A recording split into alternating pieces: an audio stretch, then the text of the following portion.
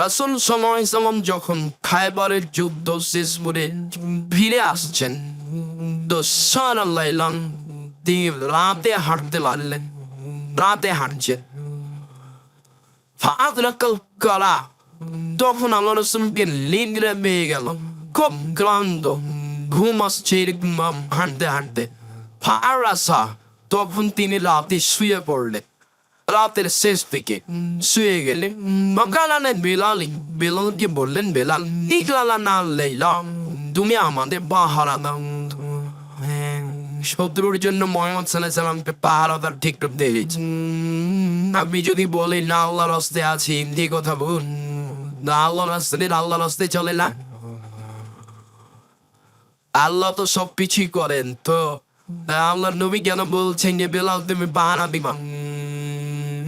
ইকলালা না লাইলা, বেলাল তুমি ঘুমাবা না, তুমি আমাদের পাহারা দাও, শত্রু যেন আমাদের ক্ষতি না করতে পারে। আমার প্রস্তুতি থাকবে মানুষের মতো যেগুলো প্রয়োজন, তারপরে আপনি তাকবীরের কথা বলবেন। আপনার প্রস্তুতি থাকলো না আর আপনি তাকবীরের কথা বললেন, তা নয়। মুহাম্মদ সাল্লাল্লাহু আলাইহি ওয়াসাল্লাম বলছেন বেলাল পাহারা দাও। নামাজ সাল্লাম বেলাল মাকুব বেলাল, তখন বেলাল সালাত আরম্ভ করবে। যে পাহারা দিদি তাহলে সালাত আরম্ভ করি। অনেক বর্ণনা এসেছে যাকে পাহারা দিতে বলেছিলেন তাকে একজন তীর মেরেছিল। তীর মেরে এসে পায়ে লেগেছে, দিয়ে রক্ত ঝরঝর করে ঝরছে, তারপরে সালাত আদায় করছে। তো ওই হাদিসে প্রমাণ হয়েছে যে রক্ত বেড়ে গেলে অজু ভেঙে যায় না। ফিকরার বইয়ে লেখা আছে রক্ত শরীর থেকে পড়ে পড়লে কি হয়? অজু ভেঙে যায়। শরীর থেকে রক্ত পড়ে পড়লে অজু ভেঙে যায় না। নেপথায় ঠিক এই যে দিনে সে গায়ে লেগেছে, রক্ত ঝরঝর করে ঝরছে, সালাত আদায় করতেই আছে। তো পাহারা দিচ্ছেন উনি, সালাত আদায় করে পাহারা দিচ্ছেন। পাহারা রাসূলুল্লাহ সাল্লাল্লাহু আলাইহি ওয়াসাল্লাম, রাসূল ঘুমিয়ে গেছেন, সঙ্গী সাথীও ঘুমিয়ে গেছেন। আসনাদাম ইলারাহালিহি, বিদান বাহনটাতে হেলান দিয়েছেন। ওয়াজেনাল ফজরে, যেই দিকে সূর্য উঠবে সেই দিকে মুখ করে। তাকলার আবার ফজর, ঘটনাটা ঘটেছে ফজর হবে হবে এরকম সময়। ঘটনাটা ঘটেছে ফজর হবে হবে এরকম সময়। তারপরে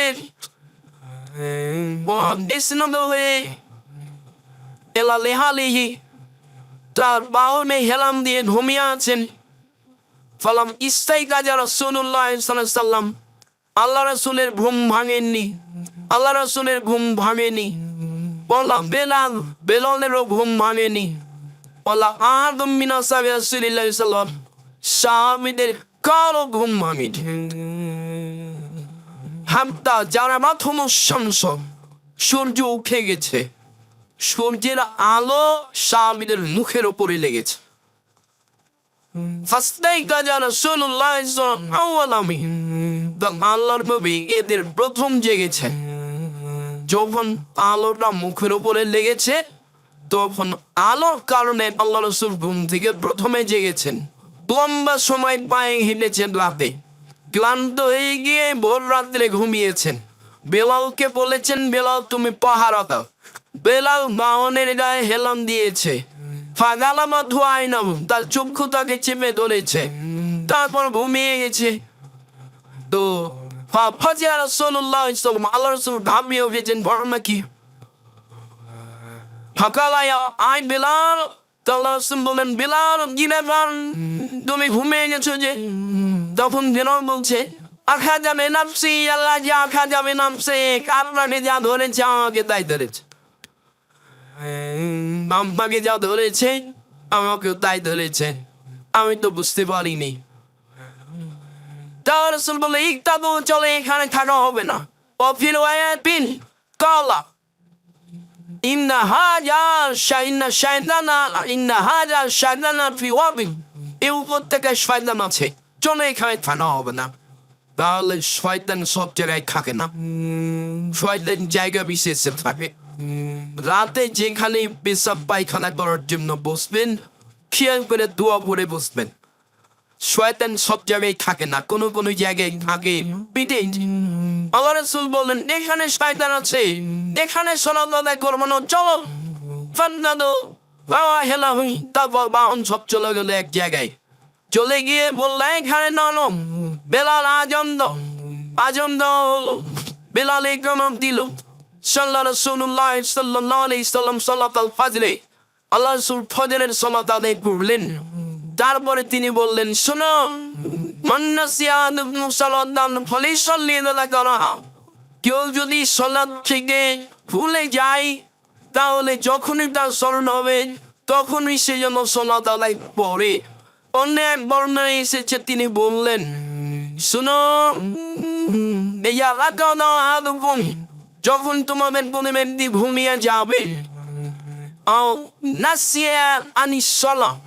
অথবা সলাৎকে ভুলে যাবে, ফায়দা যাকারা ফালিসাল্লিয়া কামা কানা ইসাল্লিয়া বিসআবতিহা, তাহলে সেই জন্য সলাৎ আদায় করে নেয় নির্ধারিত সময়ে যেভাবে পড়তো সেভাবে। এবার কি বুঝলেন? হজরের টাইমে সলাৎ তো জোরে কেরাত ছিল। দেখবেন তো সলাৎ এখন তো সকাল 8টা 9টা, দেখবেন কিভাবে হবে, দেখবেন জোরেই হবে। আল্লাহ রাসূল বলছেন তোমরা সলাৎ আদায় করবে যেই সলাৎ যেভাবে ছিল সেইভাবে। আজান দিবান দিনে সব সময় আজান দিতে হবে, সকাল 8টার সময় কামাম দিতে হবে, সকাল 8টার সময় জোরে কেরাত আদায় করে সলাৎ আদায় করতে হবে।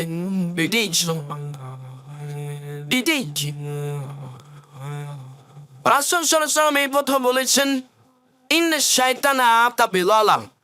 ও বায়মনি স্বপ্নে শয়তান এসেছিল বেলালের কাছে, তখন বেলাল সলাৎ আদায় করছিলেন। তো ইউদেও কামা ইউলা সাবিও, তো শয়তান তাকে গায়ে হাত দিয়ে এরকম ভাবে বাচ্চাকে যেভাবে নিম দেয় ঘুমানো ঘুম পাড়ায় চেষ্টা করে ঘুম ওইভাবে শয়তান বেলালকে নিকট ঘুমানোর চেষ্টা করছেন। তখন তার চোখটা চেপে গেছে, ঘুম চলে এসেছে। এটা বেলালের জন্য সম্ভব হয়েছে, এটা যেহেতু উমার আল্লাহ রাসূল বলছেন যেভাবে বলছেন আপনাকে আমি সেভাবে শোনাচ্ছি।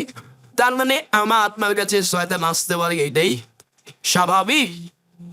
আপনাকে আমাকে খুব সতর্ক থাকতে হবে, এটাই স্বাভাবিক। আল্লাহ বহুজানে বলেছেন যে শয়তান আপনাদের স্পষ্ট শত্রু, হওয়া খলি শত্রু, সব সময় খারাপ পেটে ভালো করে দেখাই তার কাজে জেনাকে সুন্দর করে দেখাচ্ছে, জেনাকে সুন্দর করে দেখাচ্ছে।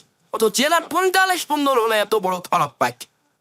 মানুষকে হতে পারে সুন্দর করে দেখাচ্ছে, মানুষকে হতে পারে এত বড় খারাপ কাজ কি করে ভালো হতে পারে? আপনার ওই এতে কবসায়ের মাজারের ডাকা দেওয়া তো ভালো করে দেখাচ্ছে, মাজারের কবরের ডাকা দেওয়া সবচেয়ে বড় খারাপ। কি পীরকে মানা, একটা পীরকে আপনি কি করে মানতে পারেন রাসূল সাল্লাল্লাহু আলাইহি ওয়াসাল্লামকে বাদতে? এই হলো শয়তান মানুষকে কি করে দেখাচ্ছে, সুন্দর করে ভালো করে দেখাচ্ছে। তখন মানুষ বলছে ঠিক আছে। আবু বেলাল রাদিয়াল্লাহু তাআলা আনহু সালাত আদায় করছেন, তখন বেলালকেও ঘুম দিচ্ছে, বাচ্চাকে যেভাবে ঘুম দেয় নাই, বাচ্চাকে যেভাবে মায়ে ঘুম দেয় বেলাল রাদিয়াল্লাহু তাআলা আনহু সেভাবে দিচ্ছে, ঘুম দিচ্ছে। ইতিমধ্যে চোখটা বন্ধ হয়ে এসেছেন, ঘুমিয়ে গেছে। তাই এখন তো মারালের বাইরে, যার জন্য 3টের সময় বিধান দিলে নয় যে মানুষের উপর থেকে ওই সময়ে যা কিছু বক্তব্য ঘটার বিচার হবে না। এক ঘুমের সময় যদি কিছু বলে থাকে, ঘুমের ধরে বউকে তালাক দিয়েছো প্রথম আপনি, ঘুমের ধরে কাউকে গালি দিয়েছো প্রথম আপনি, পাগল হয়ে গেছে বউকে তালাক দিয়েছো প্রথম আপনি। তবে রাগ করে বউকে তালাক দিলে তালাক হবে, মজাক করে বউকে তালাক দিলে তালাক হবে। বলছে রাগ বসে তো দিয়েছে, হাই অবস্থায় তালাক দিয়েছে, হাই অবস্থায় দিলেও হবে, রাগ করে দিলেও হবে, মজাক করে দিলেও হবে। আল্লাহ রাসূল বলছেন 3টা কাজ চূড়ান্ত মজাক চূড়ান্ত, হাজার ঘটনা জিমতুন মজাক চূড়ান্ত, আর চূড়ান্ত চূড়ান্ত তালেরটা হচ্ছে বিবাহ, তালেরটা হচ্ছে তালাক, তালেরটা হচ্ছে আচার। মজাক করে তালাক দিল তালাক হবে, তৎ করে রাগ করে তালাক দিল তালাক হবে। যখন তাকে তালাক দিতে বাধ্য করা হয়েছে মুগনান, মানে ওর ভাই বয় গ্রামের লোকেরা বলছে যে তুই তালাক দিয়ে দে না তোকে তুই যাবো। তো এইরকম যদি পরিস্থিতিতেও তালাক দিয়ে দেন তাহলে এই তালাক বাতিল হবে। পাগল অবস্থায় যদি তালাক দেয় তাহলে তালাক বাতিল হবে। ঘুমন্ত অবস্থায় যদি তালাক দেয় তাহলে তালাক বাতিল হবে। যেই ছেলে এখনো বুদ্ধি হয়নি বিবেকহীন তার উপরে বড় শরীয়ত প্রযোজ্য হবে। বুদ্ধি নাম হওয়া পর্যন্ত তিনটে বিষয়ে আল্লাহ তাআলা তার উপর থেকে বিধান উঠিয়ে নেওয়া হয়েছে। তো যেহেতু এখন তিনি ঘুমিয়ে গেছেন, কাজেই তারা সালাত কাজা করলে নাকি অপরাধে তারা অপরাধী হবেন না। আর সেদিন রাসূল সাল্লাল্লাহু আলাইহি ওয়াসাল্লাম নিজেও ছিলেন। তাদের রাসূল সাল্লাল্লাহু আলাইহি ওয়াসাল্লাম মানুষ, বোঝা যাচ্ছে যে রাসূল সাল্লাল্লাহু আলাইহি ওয়াসাল্লাম কি মানুষ।